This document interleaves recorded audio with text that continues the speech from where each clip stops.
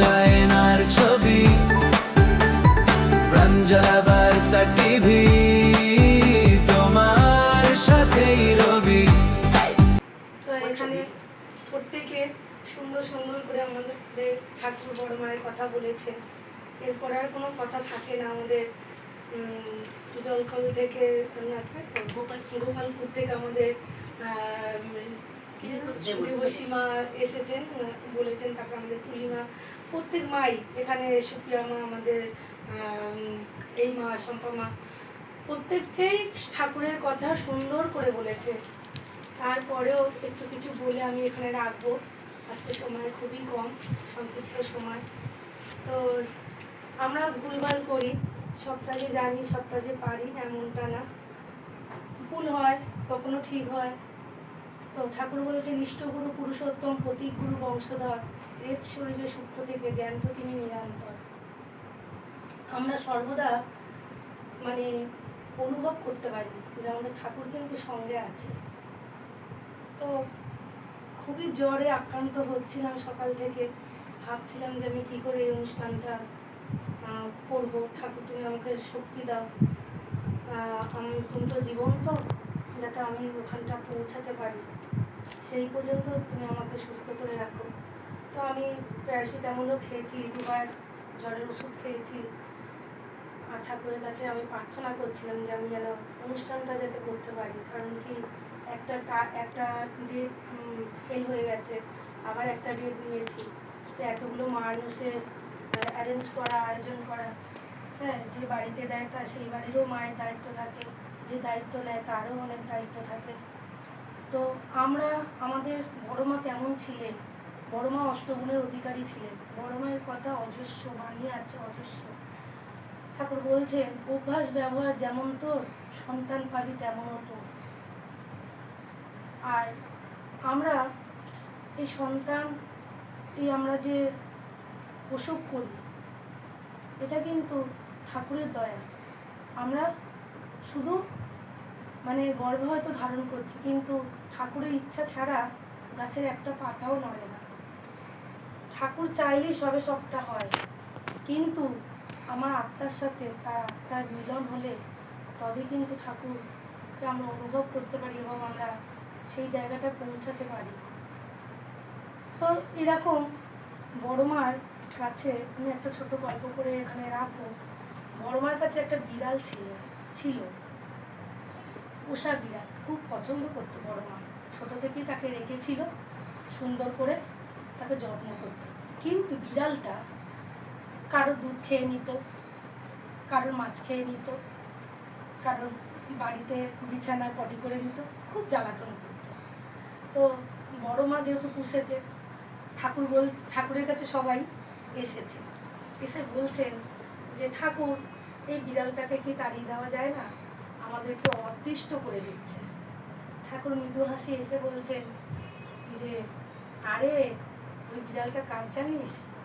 যার নামে নালিশ করতে এসেছিস, জজ কোর্টের, তোদের বড় মার। কারণ কি, ওনার বিড়াল ধরা যাবে না। তো তারা কিন্তু কিছুতেই মানতে চাইছে না। গ্রামবাসী সবাই আবার এসেছে ঠাকুরের কাছে, বলছে যে, ঠাকুর একটা ব্যবস্থা করেন, খুব জ্বালাচ্ছে বিড়ালটা। বলছে ঠিক আছে, বলছে একটা উপায় করে দেন, যাতে বিড়ালটা অতিষ্ঠ না করে আমাদেরকে, সবাইকেই জ্বালাচ্ছে বিড়ালটা। বলছে এক কাজ কর, তোরা বিড়ালটাকে ধরে একটা ঘন্টা বেঁধে দে গলায়। বিড়ালটা যখন যার বাড়িতে যখন ঢুকবে, ঘন্টাটা বাজবে, তোরা তখন সতর্ক করে একটু দুধটা উপরে রাখবি, মাছটা উপরে রাখবি, দূরত্ব করে করে ওকে দিয়ে রাখবি। তাহলে ঠাকুর এখানে কি বোঝালেন? কাউকে কিন্তু তাড়ানোর নয়, সবাই কিন্তু ঠাকুরের আপন। জীব, ঠাকুর বলছেন, জীব জগৎ জীবন কারণ করুণাময়ী স্বামী, তোমার দয়ায় পেয়েছি জনম, সকলই পেয়েছি আমি। অর্থাৎ ঠাকুর কিন্তু আমাদের প্রত্যেকের প্রতীক। মানে ঠাকুর আমাদেরকে সৃষ্টিকর্তা, আমাদেরকে কিন্তু সর্বদা তিনি মানে প্রতিনিয়ত আমাদেরকে এই পৃথিবীতে পাঠিয়ে এই ধরাধামে এই মানে এই যে আমরা যে সংসারের মানে সংসেজে আমরা প্রতিনিয়ত পালন করছি। হ্যাঁ, তো এইরকম ঘন্টাটা বেঁধে দিতে বলেছিল যাতে সবাই সতর্ক হতে পারে, তাহলে কারোরই অসুবিধা হলো না, বিড়ালটাও বেঁচে গেল। তো এইরকম ছিলেন আমাদের ঠাকুর, কাউকে বাদ দিতেন না, সর্বদা সে সবাইকে ভালোবাসতেন, সবাইকে রাখতেন।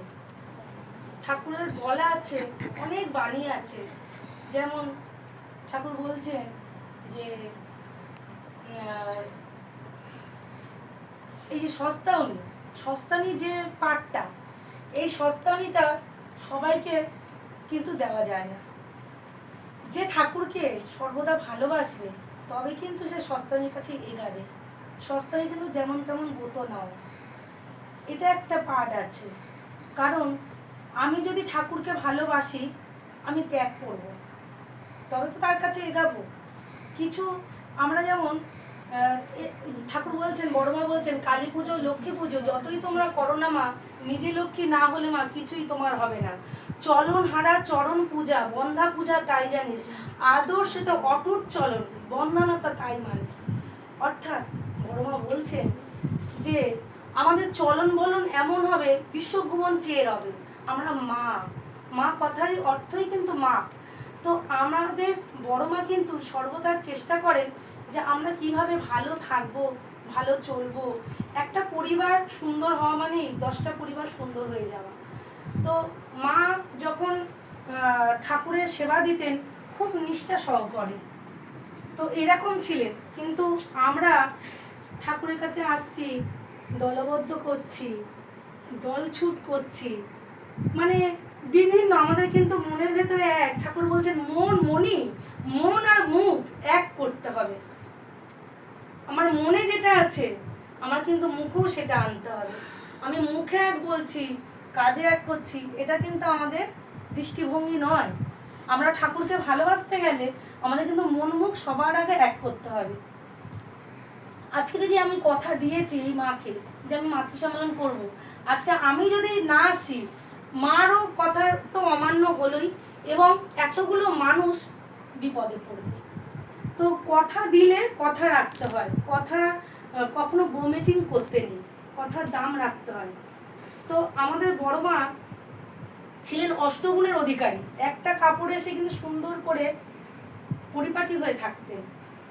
একটি মা এসে বলছেন ঠাকুরের কাছে যে আমার ছেলে শুধু মিষ্টি খায়, লজেস চকলেট ছাড়া তার দিনই চলে না, কিছুতেই আমি ছাড়াতে পারছি না। দেওঘরে এসে পার্লারে বলছে মাটি। ঠাকুর একটুখানি মৃদু হাসে। আবার পরের দিনে পরিপাটি করে যেমন আমরা প্রার্থনা করি তেমন করে সুন্দর করে আমরা কিন্তু আবার সেই মাটা আবার ঠাকুরের কাছে গিয়ে বলছেন, ঠাকুর আমার ছেলে কিন্তু চকলেট খাওয়া ছাড়ছে না, মানে পেটে কৃমি হচ্ছে, কষ্ট পাচ্ছে, তাও ছাড়ছে না, কি করব ঠাকুর? ঠাকুর কিন্তু আবার মৃদু হাসে। সে ঠাকুর আবার হেসে চুপ করে যায়। তৃতীয় দিন যখন ঠাকুরের কাছে এলেন ওই মাটি, ঠাকুর তখন বলছেন যে ছেলে কোথায় মনি? বলছে এই তো দেখেন চকলেট খায়, চকলেট ছাড়ে না, মিষ্টি খাওয়া বন্ধই করে না। বলছে তখন সেই দিনে বলছে, বাবা তুমি কিন্তু চকলেট খাবে না। আর তার মাকে বলছে, ওর মা বলছে, ঠাকুর 3 দিন ধরে আপনাকে বললাম, আপনি কেন সাড়া করলেন না? আজকে বলছেন। বলছে আমি আগে ভেলিগুড় খেতে খুব পছন্দ করতাম, সেটা আমি 3 দিন বন্ধ দিয়েছি, তাই ভাবলাম নিজে পারছি তো তাহলে অন্যকে বলতে পারবো, তাই আমি নিজে ছেড়েছি। ঠাকুর বলছেন হও করো পাও, না করে যে পেতে চায় দুঃখ তার পিছে দেয়, করাই পাওয়ার জননী। আমি যতটা করব আমি ততটাই পাবো। অন্যকে ঈর্ষা করে কিছু হয় না, অন্যকে কষ্ট দিয়ে, অন্যকে পিছিয়ে দিয়ে কখনো এগানো যায় না। ভগবান যদি আমাকে চায় বা আমি যদি ভগবানকে চাই, আমার আত্মার মিলন যদি ঠাকুরের সাথে হয়, আমি কিন্তু ঠাকুরের চরণে এগাতে পারবো। কে আমাকে পিছিয়ে একটু কুচি ধরে পিছিয়ে দিল, কে আমাকে একটু ছোট কথা বলে দুঃখ দিয়ে পিছিয়ে রাখলো, কে আমাকে কিছু করতে দিচ্ছে না, এগুলো কোনোটাই ম্যাটার করে না যদি আমি ঠাকুরকে বিশ্বাস করি এবং ভালোবাসি। তো আমি এখানেই রাখলাম, টাইম হয়ে গেছে। আমি কিন্তু বলতে পারি না ঠাকুরের কথা, আমি চেষ্টা করলাম। সবাই ভালো থাকবেন। এই বাড়ির আরও একবার আমি এই বাড়ির মায়ের মঙ্গল প্রার্থনা করি আমার ঠাকুরের শ্রীরাঙা রাতুল চরণে। যারা আসতে পেরেছে সবার মঙ্গল প্রার্থনা করি, যারা আসতে পারিনি সারা বিশ্বের জন্য আমার ঠাকুরের রাঙা রাতুল চরণে আমি প্রার্থনা রাখি। জয়।